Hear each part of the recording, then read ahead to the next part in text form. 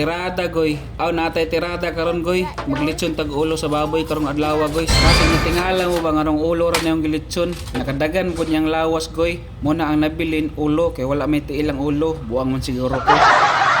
So karon mga guys, ubani ko ninyo hantod sa mahuman nig video. Kay tudloan ta mo unsaon pag-prepare o pagluto sa lechon ulo. Kay nahuman naman nagtuhog, nag-prepare na tag mga lamasers. O karon mga goy, ato na ni ipangsuksok ang angay, ipangsuksok ang tanan mga ingredients diri sa atong lechon baboy. Dili lang nako isaba kung unsa akong ipangsuksok diri nga mga ingredients sa atong lechon baboy ha. Kay basin ba inyong sundugon? Pagkahuman og suksok sa mga lamas mga guys, ako din ning gitahi dayon mga guys para dili mo awas ug dili manggawas ang iyahang mga lamas nga akong ipangsuksok. O karon mga guys, kay naka-ready set go naman na itong lechonon ato aning adto sa likod kay ato na ning i-ready for takang. Time check mga guys, 11:30 AM sa kabuntagon. Ato aning orasan goy kay first time nato maglechon ni ginani guys. Ato orasan kay aron sunod na pud nato iniglechon nato na natay idea kung pila ka oras ug unsa ka dugay nato ni siya lutoon.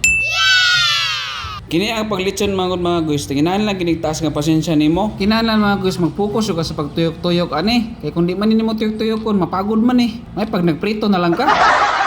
Og higit sa lahat mga guys, dapat madiskarte po ka kay imo manang puyon-uyonan mga guys kung asa ang pula o dili pa pula dito, kung asa ang pagtuyok-tuyok ana imo nang uyon-uyonan kung asa kay para maluto siya bantay dili siya hilaw.